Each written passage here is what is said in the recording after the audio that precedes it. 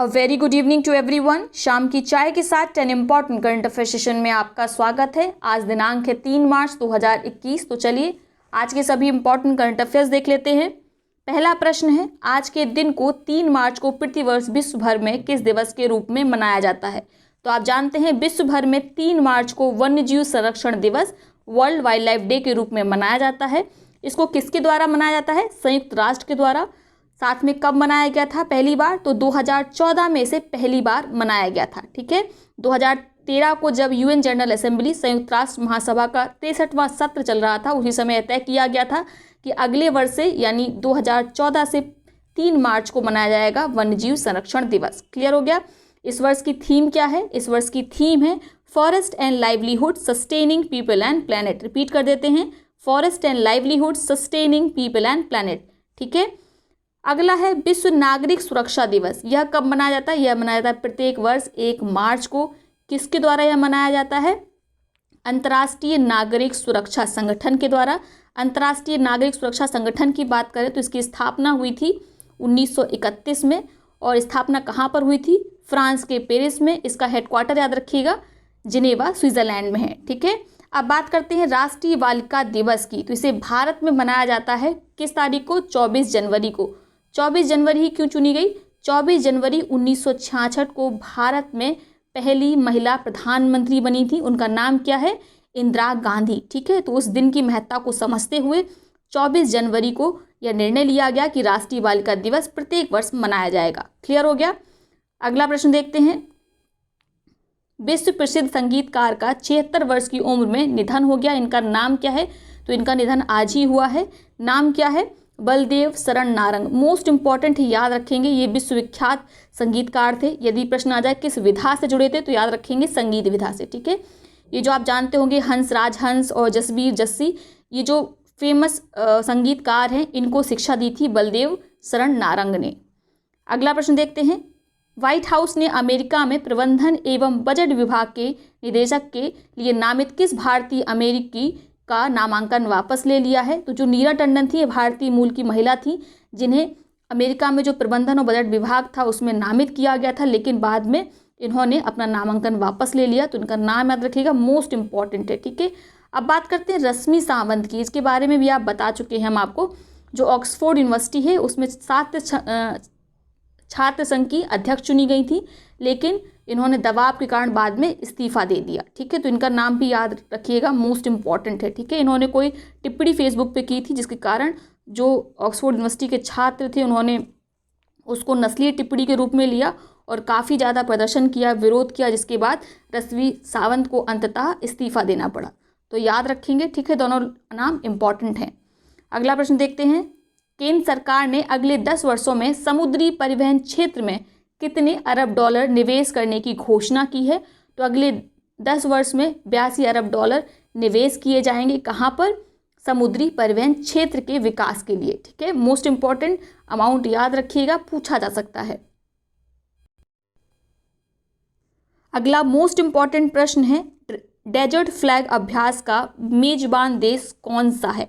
Desert flag ये एक exercise है। इसको किसके द्वारा आयोजित किया जा रहा है? यूएई के द्वारा, संयुक्त अरब अमीरात के द्वारा, जिसमें भारत, फ्रांस, अमेरिका जैसे अन्य 10 देश शामिल हैं।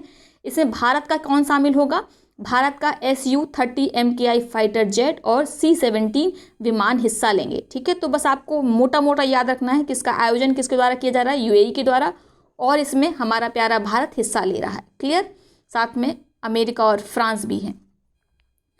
अगला प्रश्न देखते हैं, किस कंपनी ने दुनिया का पहला पायलट रहित लड़ाकू विमान जैसा जेट प्रोटोटाइप विकसित किया है? प्रोटोटाइप क्या होता है? किसी जो ओरिजिनल मॉडल होता है उसका छोटा सा रूप बनाया जाता है। सपोज ये कोई घर है, ठीक है, हमें बनाना है, ये बना हुआ है, इसका छोटा सा मॉडल बनाते हैं, वो होता है प्रोटोटाइप। ठीक है, तो जो लड़ाकू विमान है पायलट रहित, उसका प्रोटोटाइप तैयार किया गया है अमेरिका की बोइंग के द्वारा। आप जानते हैं यह अमेरिका की एरोस्पेस कंपनी है और इसने ऑस्ट्रेलिया में इस प्रोटोटाइप को विकसित किया है, जो क्या है? पायलट रहित लड़ाकू विमान है। मोस्ट इंपॉर्टेंट याद रखिएगा। ठीक है, अगला प्रश्न है, संसद टीवी के पहले मुख्य कार्यकारी अधिकारी के रूप में किसे नियुक्त किया गया है? तो यदि आप रेगुलर अपडेटेड रहते होंगे तो आप जानते हैं जो लोकसभा और राज्यसभा टीवी थी इनको मर्ज करके एक नई टीवी बना दी गई जिसका नाम है संसद टीवी, याद रखिएगा, ठीक है।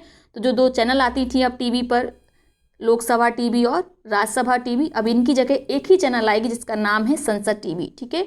तो इसके जो अधिकारी बनाए गए हैं, कार्यकारी अधिकारी CEO, वो कौन बने हैं? रवि कपूर, मोस्ट इम्पॉर्टेंट, इसको मार्क कर लीजिए, ठीक है। साथ में जो सुनील मिनोचा हैं, इन्हें क्या बनाया गया है? इन्हें बनाया गया है अंडर सेक्रेटरी।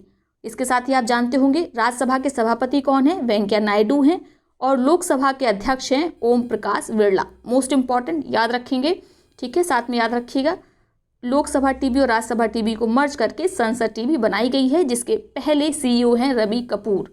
अगला प्रश्न है, हाल ही में शुरू किया जाने वाला सुगम्य भारत ऐप निम्नलिखित में किसके साथ संबंधित है? तो देखिए ये संबंधित है, जो कोविड-19 से जुड़े हुए मुद्दे हैं उनको हल करने के लिए इसको विकसित किया गया है, और खास कर किनके लिए? दिव्यांगजन के लिए, ठीक है, जो डिफरेंटली एबल्ड हैं उनके लिए इस ऐप को शुरू किया गया है, सुगम्य भारत ऐप। किसने शुरू किया है इस ऐप को? याद रखिएगा, मंत्रालय भी पूछा जा सकता है। मंत्रालय का नाम है सामाजिक न्याय और अधिकारिता मंत्रालय, ठीक है। तो किससे संबंधित है? सुगम्यता और पहुंच में वृद्धि, किसके साथ? कोविड-19 जैसे मुद्दों पर। और किसके लिए है? मेनली दिव्यांगजन के लिए, क्लियर। अगला प्रश्न है, निम्नलिखित पहलवानों में से किसने 24वीं आउटस्टैंडिंग यूक्रेन के लेसरल और कोच मेमोरियल में महिलाओं के 53 किलोग्राम वर्ग में स्वर्ण पदक जीता है? मोस्ट इम्पॉर्टेंट, ठीक है, 53 किलोग्राम वर्ग में स्वर्ण पदक जीता है विनेश फोगाट ने, और इन्होंने हराया है बेलारूस की वेनेसा कलाजिंस्किया को, याद रखेंगे, ठीक है, बहुत इंपॉर्टेंट है। और टोक्यो ओलंपिक में सिलेक्ट होने वाली विनेश फोगाट भारत की एकमात्र महिला रेसलर है, इसको भी नोट कर लीजिए, ये भी पूछा जा सकता है। क्लियर हो गया?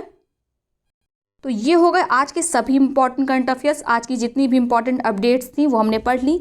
अब देख लेते हैं आज के वो प्रश्न जिनका जवाब आप कमेंट बॉक्स में देंगे। जो सबसे पहले सही सटीक जवाब देगा उसका नाम अगले वीडियो में लिया जाएगा, साथ में उसके कमेंट को पिन किया जाएगा। तो इसके लिए आप क्या करिएगा, एक ही कमेंट में तीनों प्रश्नों का उत्तर करिएगा ताकि आपके कमेंट को आसानी से पिन किया जा सके, ठीक है। पहला प्रश्न है, भारत ने बार्क द्वारा विकसित डिजिटल कोबाल्ट थेरेपी मशीन किस देश को दान की है? आपका पहला विकल्प है मेडागास्कर, फिनलैंड, श्रीलंका या इनमें से कोई नहीं। दूसरा प्रश्न क्या है, सरस आजीविका मेला 2021 को ग्रामीण विकास मंत्रालय ने कहाँ लॉन्च किया है? आपके विकल्प हैं ग्रेटर नोएडा, सूरत या हरियाणा। आपको बताना है जो सरस आजीविका मेला चल रहा है अभी फिलहाल 14 मार्च तक चलेगा, इसे कहाँ पर लॉन्च किया गया है? और मंत्रालय आप जानते हैं कौन है? ग्रामीण विकास मंत्रालय है जिसने इसको लॉन्च किया है। अंतिम प्रश्न है, हाल ही में किसने INS उत्कर्ष का दौरा किया है? आपके विकल्प हैं रामनाथ कोविंद, योगी आदित्यनाथ, राजनाथ सिंह या इनमें से कोई नहीं। तो ये तीनों प्रश्न हो गए। अब देख लेते हैं पिछले प्रश्नों को। पिछले प्रश्नों का सबसे पहले सही सटीक जवाब सुधीर कटियार जी ने दिया था, उनके कमेंट को पिन कर दिया गया है। पहला प्रश्न है, 2021 के लिए ब्रिक्स का अध्यक्ष देश कौन सा है? तो इसका अध्यक्ष देश कौन सा है? भारत है, ठीक है। इसके बारे में यदि आपको विस्तार से जानकारी चाहिए तो आप पिछला वीडियो देख लीजिए, उसमें हमने आपको विस्तार से बताया है ब्रिक्स के संगठन के बारे में, ठीक है, और किस तरह से इसकी जो अध्यक्षता होती है वह सर्कुलेट होती है, वो सब समझाया है, तो आप पिछला वीडियो देख लीजिए। अगला प्रश्न था, उत्तर प्रदेश सरकार ने किस वरिष्ठ साहित्यकार को भारत भारती सम्मान देने की घोषणा की है? तो 2019 के लिए इस वर्ष घोषणा की गई है भारत भारती सम्मान का। ये उत्तर प्रदेश सरकार द्वारा दिया जाने वाला साहित्य के क्षेत्र में सबसे बड़ा सम्मान है, ठीक है। तो इस वर्ष किसको दिया जाएगा? डॉक्टर सूरबाला को 2019 के लिए। 2018 के लिए पिछली वर्ष किसको दिया गया था? डॉक्टर ऊषा किरण खान को। इनका नाम भी याद रखिएगा, कई बार पिछला पूछ लिया जाता है। अगला और अंतिम प्रश्न है आज की वीडियो का, विश्व निकाय प्रमुख एंटोनियो गुटेरेस ने किस भारतीय अर्थशास्त्री को संयुक्त राष्ट्र पर्यावरण कार्यक्रम UNEP के न्यूयॉर्क कार्यालय में सहायक महासचिव नियुक्त किया है? क्योंकि यह भारतीय मूल के अर्थशास्त्री हैं तो इनका नाम याद रखना इंपॉर्टेंट हो जाता है। इनका नाम है लीकिया नोरहन्नो, ठीक है। इन्हें शामिल किया गया है कहाँ पर? UNEP के न्यूयॉर्क कार्यालय में सहायक महासचिव के तौर पर, ठीक है। ये एक फेमस महान अर्थशास्त्री हैं, नाम याद रखेंगे। अब बात करते हैं ऊषा राव मोनारी की, तो इन्हें भी शामिल किया गया है जो एंटोनियो गुटेरेस हैं उनके द्वारा। कहाँ पर? इनको संयुक्त प्रशासक बनाया गया है यूएनडीपी और यूएन जनरल असेंबली का। मोस्ट इंपॉर्टेंट है, इनको याद रखिएगा। क्लियर हो गया? तो ये हैं आज के सभी इंपॉर्टेंट प्रश्न। अब बात करते हैं, यदि आपने अभी तक टेलीग्राम चैनल नहीं ज्वाइन की है तो लिंक डिस्क्रिप्शन बॉक्स में दिया हुआ है। वहाँ पर डेली बेसिस पर क्विज कराई जाती है, कभी कभी जीएस से संबंधित होती है, वैसे रेगुलर उसमें हम करंट और जीएस मिक्स कराते हैं। ठीक है, ताकि आपकी दोनों चीज़ों की तैयारी साथ में होती रहे। इसके साथ ही यदि आप यूपीपीसीएस प्री के लिए टेस्ट ज्वाइन करना चाहते हैं तो इस चैनल के माध्यम से टेलीग्राम ग्रुप में आपको फ्री टेस्ट उपलब्ध कराए जा रहे हैं। एक टेस्ट ऑलरेडी हो चुका है जो हमने 21 फरवरी 2021 को कराया था, और दूसरा टेस्ट होना है 7 मार्च को। ठीक है, तो यदि आप अभी वीडियो देख रहे हैं और अभी तक आपने टेलीग्राम चैनल को नहीं ज्वाइन किया तो उसको ज्वाइन कर लीजिए। साथ में यदि आप UPPCS mains answer writing programme से जुड़ना चाहते हैं तो चैनल के माध्यम से राइटिंग प्रोग्राम भी चलाया जा रहा है। उसकी अधिक जानकारी के लिए भी आप टेलीग्राम चैनल पे कांटेक्ट कर इसको ज्वाइन कर लीजिए। आप सीधे टेलीग्राम एप्लीकेशन पर जाइए, ऊपर टाइप करिए स्टडी टूर विद RSR, आपको चैनल दिख जाएगी। ज्वाइन बटन पर क्लिक करेंगे और आप उस चैनल से तुरंत ही जुड़ जाएंगे। ठीक है, तो चलिए, अगर आपको आज का वीडियो पसंद आया हो तो वीडियो को लाइक करें, साथ ही अपने मित्रों सहपाठियों के साथ इसे शेयर करना बिल्कुल ना भूलें। बहुत बहुत धन्यवाद।